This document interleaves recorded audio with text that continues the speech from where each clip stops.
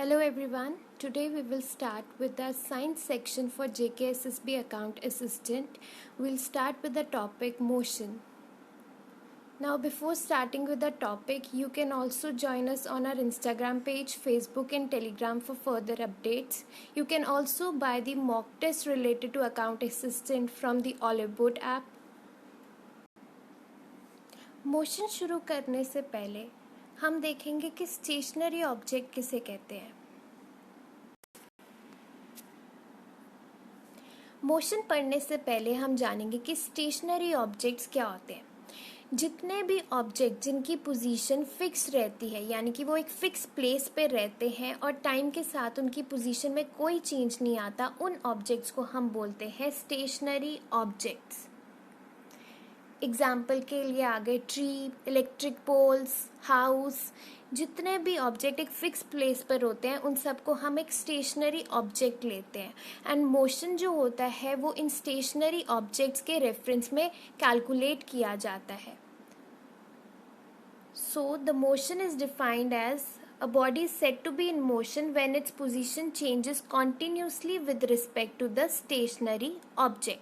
Example के लिए ले लेते हैं, लेट सपोज एक पॉइंट ए है, यहाँ पर एक कार खड़ी है और उसके पीछे एक ट्री है। कुछ समय बाद कार की पोजीशन यहीं पर रह जाती है, यानी कि उसकी पोजीशन में कोई चेंज नहीं आती। तो इस केस के लिए both the tree and the car is taken as the stationary object. अब let suppose after 5 second car एक पॉइंट बी पर रीच कर लेती है जो कि ट्री से काफ़ी दूर है। So the position of the car is changes continuously with respect to the stationary object tree. तो इसलिए हम कह सकते हैं the car is said to be in motion और इट इज मूविंग। अब हम पढ़ेंगे डिस्टेंस और डिस्प्लेसमेंट क्या होता है। डिस्टेंस और डिस्प्लेसमेंट पढ़ने से पहले हम जानेंगे कि वेक्टर क्वांटिटी और स्केलर क्वांटिटी किन्हें कहते हैं। पहले देखेंगे स्केलर क्वांटिटी। जितनी भी फिजिकल क्वांटिटीज जो कि सिर्फ मैग्नीट्यूड पर डिपेंड करती है, उन सब क्वांटिटीज को हम स्केलर क्वांटिटीज कहते हैं। मैग्नीट्यूड यानी कि कोई वैल्यू, जैसे 2 किलोमीटर तो 20 किलोमीटर, तो 20 उसका क्या हो गया, मैग्नीट्यूड हो गया with its SI unit kilometre, तो it is a scalar quantity. But जितनी भी फिजिकल क्वांटिटी जो मैग्नीट्यूड के साथ साथ डायरेक्शन पर भी डिपेंड करती है, उन्हें हम बोलते हैं वेक्टर क्वांटिटी।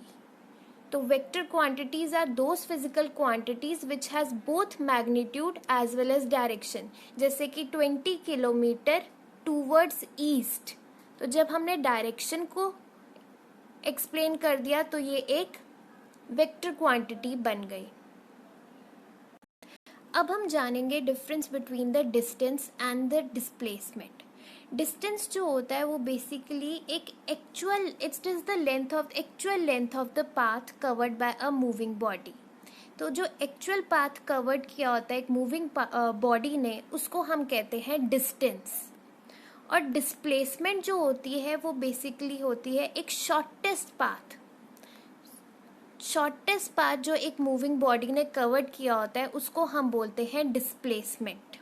एग्जाम्पल के लिए देख लेते हैं, लेट सपोज 3 बंदे हैं, ए, बी एंड सी। ए को सी के घर जाना है, बट ए को सी का घर का रास्ता नहीं पता। इन दोनों का एक कॉमन फ्रेंड आ जाता है बी। तो सबसे पहले ए बी के घर जाता है जो कि 5 किलोमीटर की दूरी पर है। फिर उसके बाद बी उसको सी के घर ले जाता है जो कि फर्दर 5 किलोमीटर दूर था उसके घर से। तो जो टोटल डिस्टेंस उसने ए ने सी के घर तक जाने के लिए ट्रेवल किया होगा will be equal to actual path, that is the 5 + 5 kilometre which is equal to 10 kilometre, जो उसने टोटल डिस्टेंस कवर किया ए ने सी के घर तक जाने के लिए।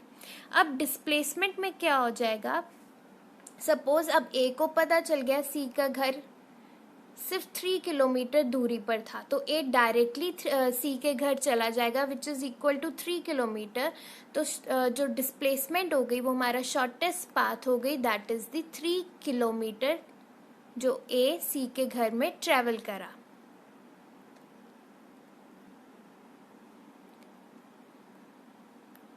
डिस्टेंस जो होता है वो एक स्केलर क्वांटिटी होती है, यानी कि उसमें डायरेक्शन का कोई रोल नहीं होता। जो उसने डिस्टेंस ट्रेवल किया था 10 किलोमीटर, उसके आगे कोई डायरेक्शन का रोल नहीं था। जबकि डिस्प्लेसमेंट एक वेक्टर क्वांटिटी होती है। तो जो हमने डिस्प्लेसमेंट कैलकुलेट की थी 3 kilometre, it was 3 kilometre towards the east. क्योंकि ये एक वेक्टर क्वांटिटी है, इसीलिए ये डिपेंड करेगी डायरेक्शन पर भी। अब डिस्टेंस जो होता है वो कभी भी जीरो नहीं होता, क्योंकि डिस्टेंस जो होता है it is the actual path. कुछ ना कुछ तो पाथ उसने कवर किया होगा अपने डेस्टिनेशन तक रीच करने के लिए, इसलिए distance can never be zero. जबकि डिस्प्लेसमेंट जो होती है वो ज़ीरो हो सकती है, और वो ज़ीरो कब आती है उसका केस भी हम देखते हैं। लेट्स सपोज ए ने बी के घर ट्रैवल करना था और फिर वापस बी से अपने घर जाना था। तो उस केस के लिए ए जब बी के घर गया था तो 5 किलोमीटर उसने कवर किया और वापस उसी डिस्टेंस को कवर करके घर पर वापस आया। तो उस केस में उसका डिस्टेंस हो जाएगा 5 from A to B and another 5 from B to C, that is 10 kilometre. But इस केस के लिए हमारी जो इनिशियल वैल्यू है, दैट इज़ द इनिशियल जो डेस्टिनेशन है जहाँ से ए ने स्टार्ट की थी अपनी जर्नी, और उसकी फाइनल डेस्टिनेशन वहीं पर आ गई, दैट इज़ वापस वो एंड में अपने घर ही आया। तो उस केस के लिए हमारी डिस्प्लेसमेंट जो हो जाती है वो ज़ीरो हो जाती है। तो डिस्प्लेसमेंट तब ज़ीरो होगी अगर हमारी इनिशियल डेस्टिनेशन फाइनल डेस्टिनेशन के इक्वल आ जाता है। उस केस के लिए displacement is equal to zero.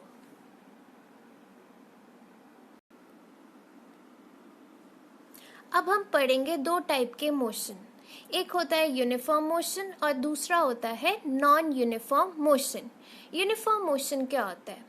A body has a uniform motion अगर वो ट्रेवल करेगी equal distance in equal interval of time, तो उस केस के लिए body is said to be in uniform motion. यानी कि लेट्स सपोज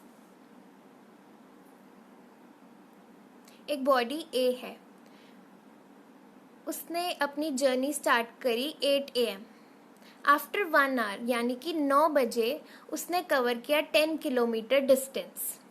फिर अगले 10 बजे अगले 1 आवर के बाद उसने कवर किया अगेन 10 किलोमीटर। तो हम देख सकते हैं हर एक 1 आवर पे वो अपना 10 किलोमीटर डिस्टेंस कवर कर रहा है। तो body is said to be in uniform motion. और दूसरे टाइप का मोशन हो जाता है non uniform motion. Non uniform motion वो मोशन होता है जिसमें बॉडी अनइक्वल डिस्टेंस कवर करती है unequal intervals of time. Let's suppose अगर उसने पहले 1 आवर में 10 किलोमीटर कवर किया था, तो नेक्स्ट 1 आवर में वो अब 5 किलोमीटर कवर करेगा, और उससे नेक्स्ट 1 आवर में वो 20 किलोमीटर्स कवर करेगा। तो ये एक अनइक्वल डिस्टेंस कवर कर रहा है एक इंटरवल ऑफ टाइम में। तो उस टाइप के मोशन को हम बोलते हैं नॉन यूनिफॉर्म मोशन, जब एक बॉडी अनइक्वल डिस्टेंस कवर करती है, यानी अनइक्वल या इक्वल इंटरवल ऑफ टाइम पे। और इसमें जो distance time graph for the uniform motion वो हमेशा एक स्ट्रेट लाइन ग्राफ आता है, क्योंकि बॉडी इक्वल टाइम पे इक्वल डिस्टेंस कवर कर रही होती है, तो इसलिए हमेशा एक स्ट्रेट लाइन ग्राफ बनता है। जबकि distance time graph for non uniform motion it is always the curved graph. Curve क्योंकि इसमें क्या होता है वो अनइक्वल डिस्टेंस कवर करती है इक्वल इंटरवल ऑफ टाइम। जैसे 1 आवर में उसने 10 किलोमीटर कवर किया था, नेक्स्ट 1 आवर में उसने 5 किलोमीटर कवर किया था। तो एक जो चेंज आ रहा है डिस्टेंस में वो एक अनइवन सा आ रहा है। तो इस केस के लिए ग्राफ हमेशा कर्व लाइन ग्राफ होता है।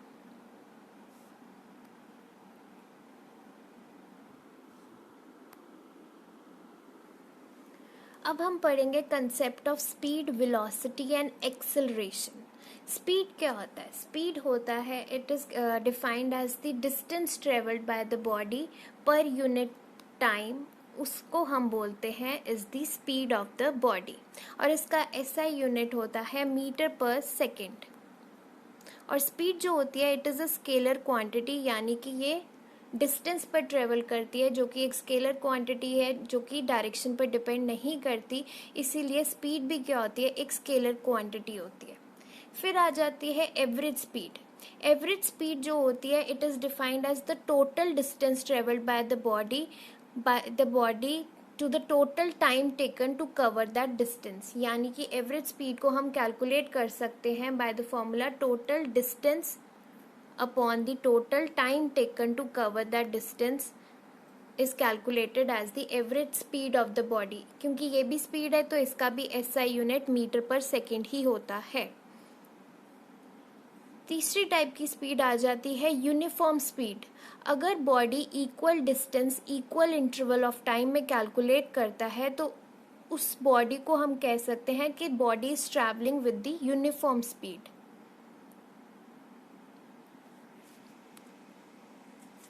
फिर आ जाता है कंसेप्ट ऑफ वेलोसिटी।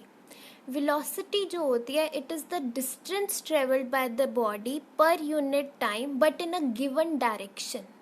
क्योंकि ये डायरेक्शन पर डिपेंड कर रही है, वेलोसिटी जो होती है it is the distance travelled by the body per unit time in a given direction.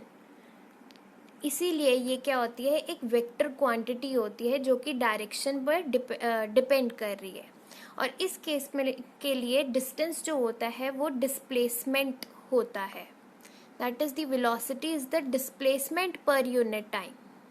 क्योंकि distance in a given direction displacement ही कहलाता है, इसीलिए velocity is the displacement per unit time. ये एक वेक्टर क्वांटिटी है, क्योंकि ये भी स्पीड ही होती है, इसीलिए इसका SI यूनिट भी मीटर पर सेकेंड ही होता है।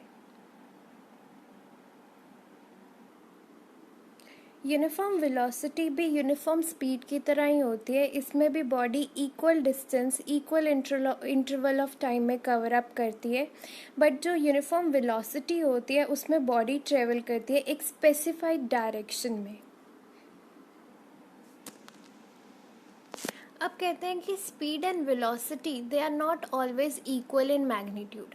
स्पीड और वेलोसिटी मैग्नीट्यूड में कभी भी इक्वल नहीं होते, क्योंकि स्पीड जो होती है वो एक स्केलर क्वांटिटी होती है जो सिर्फ मैग्नीट्यूड पर डिपेंड करती है और डिस्टेंस पर डिपेंड करती है। और जो वेलोसिटी होती है वो एक वेक्टर क्वांटिटी होती है जो किस पे डिपेंड करती है, डिस्प्लेसमेंट पे। इसीलिए जो स्पीड और वेलोसिटी होती है उनका मैग्नीट्यूड कभी भी इक्वल नहीं होता, क्योंकि डिस्टेंस और डिस्प्लेसमेंट का मैग्नीट्यूड कभी भी इक्वल नहीं होता। बस एक केस के लिए स्पीड और वेलोसिटी का मैग्नीट्यूड इक्वल होता है, और वो केस तब होता है जब बॉडी ट्रेवल करती है एक स्ट्रेट लाइन पे। जब एक बॉडी स्ट्रेट लाइन पर ट्रेवल करती है तो उस केस के लिए डिस्टेंस जो होता है वो डिस्प्लेसमेंट के इक्वल हो जाता है, जिसकी वजह से जो स्पीड होती है वो वेलोसिटी के इक्वल हो जाती है।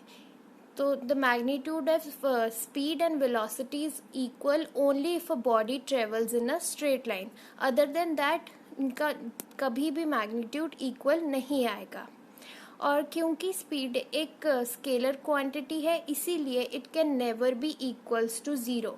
जबकि वेलोसिटी जो कि डिस्प्लेसमेंट पे डिपेंड करती है, और डिस्प्लेसमेंट जो होती है वो ज़ीरो हो सकती है, इसीलिए velocity can also be equals to zero.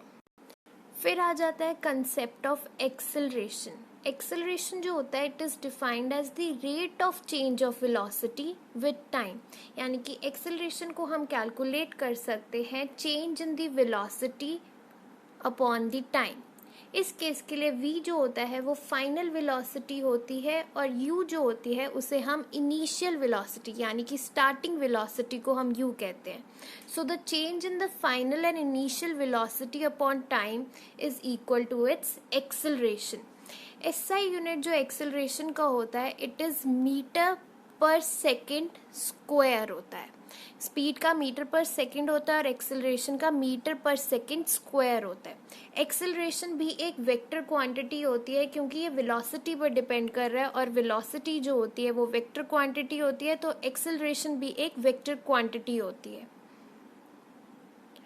अब एक केस आता है जब एक बॉडी यूनिफॉर्म वेलोसिटी से मूव करती है। यूनिफॉर्म वेलोसिटी मतलब कि इक्वल डिस्टेंस कवर करिए इक्वल इंटरवल्स ऑफ टाइम पे, यानी कि उसकी वेलोसिटी में कोई चेंज नहीं आ रहा, उसकी इनिशियल और फाइनल वेलोसिटी में कोई चेंज नहीं आ रहा। उस केस के लिए एक्सेलरेशन जो होती है it is always equal to zero. So acceleration zero तब होगी जब बॉडी मूव करेगी यूनिफॉर्म वेलोसिटी में, मतलब कि उसकी वेलोसिटी में कोई चेंज नहीं आ रहा, और चेंज इन वेलोसिटी को ही को ही हम एक्सेलरेशन कहते हैं।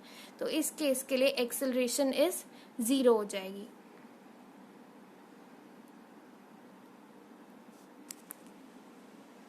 फिर आ जाते हैं दो टाइप ऑफ एक्सेलरेशन, एक होता है यूनिफॉर्म एक्सेलरेशन और दूसरा होता है non uniform acceleration.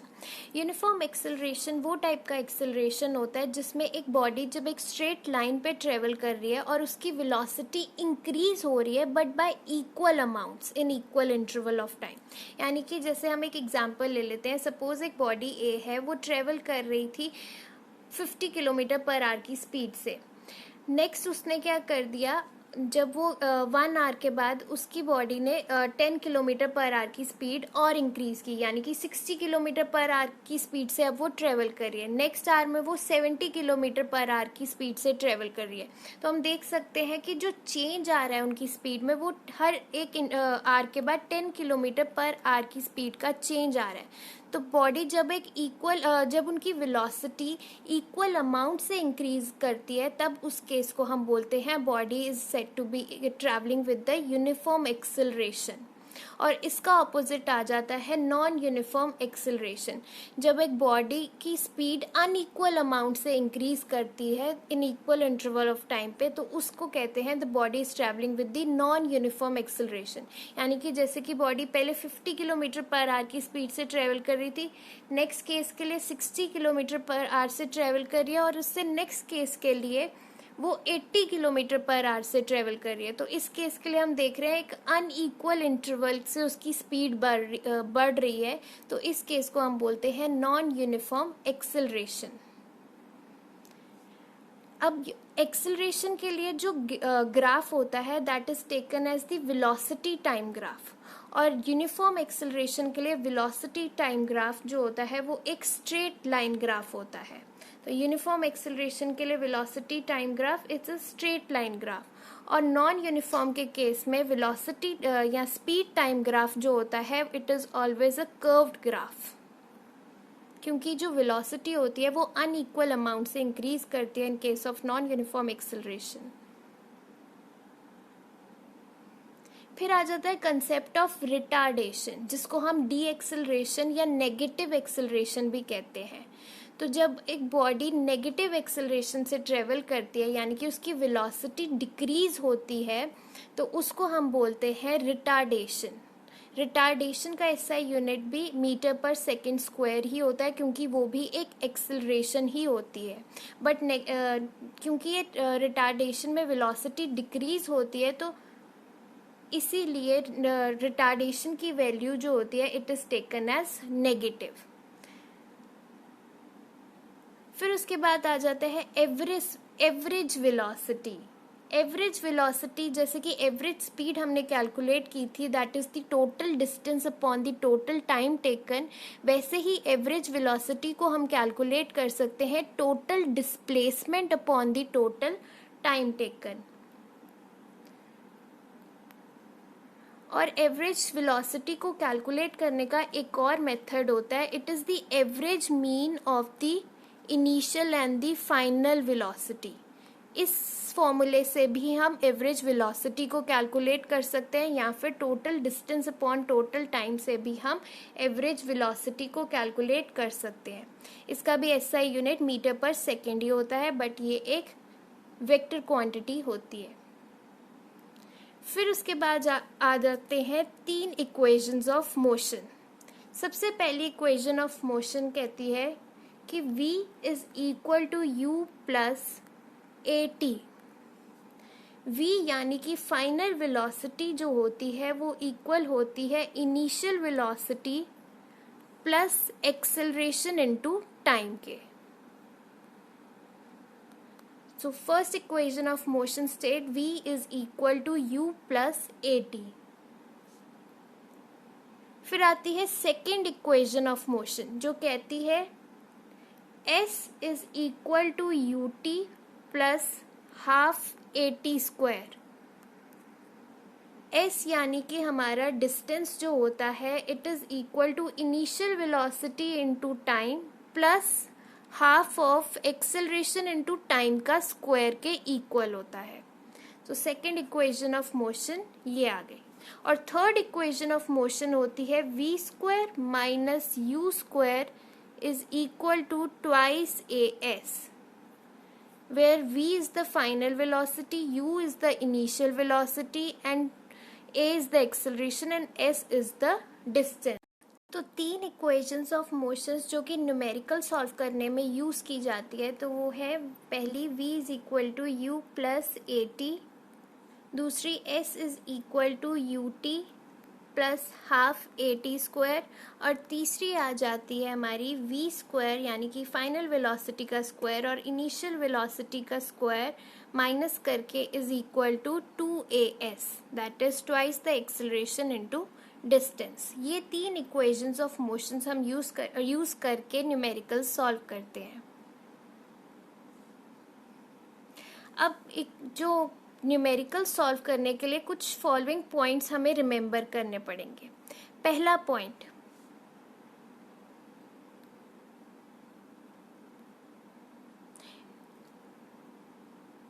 First point is अगर बॉडी स्टार्ट करती है रेस्ट से तो उस केस के लिए इनिशियल वेलोसिटी हमेशा ज़ीरो ली जाएगी, क्योंकि अगर बॉडी स्टार्ट कर रही है रेस्ट पोजीशन से तो मतलब वो रेस्ट में है, उस केस के लिए इनिशियल वेलोसिटी हमेशा ज़ीरो होती है।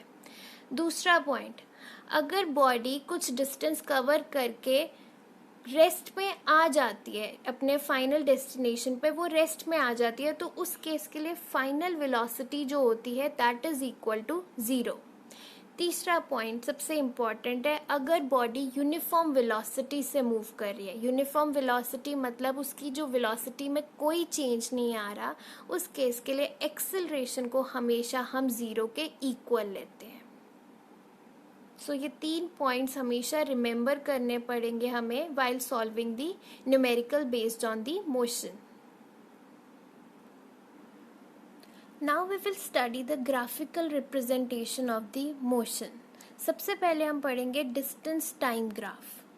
Distance time graph अगर एक straight line होती है, distance time graph if it is a straight line, तो ये जो स्लोप होता है उस लाइन का it will indicate a uniform motion, uniform speed, मतलब बॉडी एक यूनिफॉर्म स्पीड से ट्रेवल कर रही है। और अगर डिस्टेंस टाइम ग्राफ एक कर्व लाइन होती है तो उसका कर्व इंडिकेट करता है कि बॉडी एक नॉन यूनिफॉर्म स्पीड से ट्रेवल कर रही है।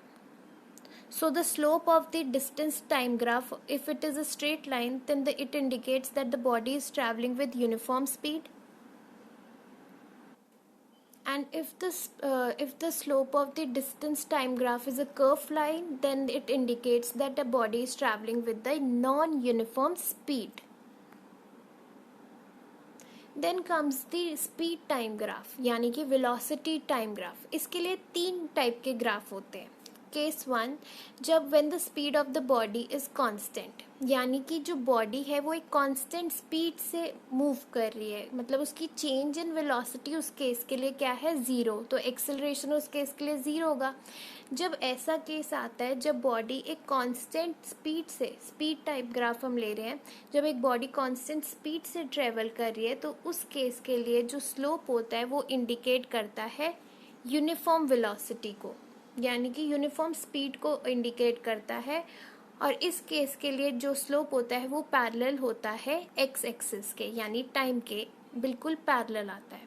सेकंड केस जब आ जाता है जब स्पीड ऑफ द बॉडी एक चेंज करता है एट अ कॉन्टिन्यूस रेट या यूनिफॉर्म रेट में, जब speed of the body change करती है एट ए यूनिफॉर्म रेट, उसके लिए क्या होता है, जो हमारा स्पीड टाइम ग्राफ होता है it is always a straight line आती है। तीसरा केस, जब स्पीड जो होती है हमारी नॉन यूनिफॉर्म रेट से चेंज करती है तो उस केस के लिए स्पीड टाइम ग्राफ हमेशा एक कर्व्ड ग्राफ इंडिकेट करता है। अब एक केस ऐसा आता है जब स्पीड ऑफ द बॉडी एक कॉन्टिन्यूस रेट से डिक्रीज कर रही है, तो इस केस के लिए स्लोप जो होता है वो इंडिकेट करता है यूनिफॉर्म रिटार्डेशन को। अगर तो वेलोसिटी टाइम ग्राफ अगर स्ट्रेट लाइन आती है तो स्लोप इंडिकेट करेगा यूनिफॉर्म एक्सेलरेशन को, बट अगर ये कंटिन्यूस रेट से डिक्रीज कर रहा है, स्लोप नीचे की तरफ आ रहा है, तो उस केस के लिए स्लोप इंडिकेट करेगा यूनिफॉर्म रिटार्डेशन को। फिर आ जाता है concept of uniform circular motion. पहले तो सर्कुलर मोशन क्या होता है, जब एक बॉडी सर्कल के अराउंड मूव करती है तो उसके मोशन को हम बोलते हैं सर्कुलर मोशन। बट जब एक बॉडी एक सर्कुलर पाथ के अराउंड मूव करती है but with the uniform speed, तो उसके मोशन को हम यूनिफॉर्म सर्कुलर मोशन कहते हैं। In case of uniform circular motion जो वेलोसिटी होती है it can be calculated as, हमें पता है velocity is distance upon time होता है, बट इस केस के लिए डिस्टेंस जो होगा सर्कल का will be equal to its circumference, that is 2πr upon the time. So its velocity is equal to 2πr upon the time.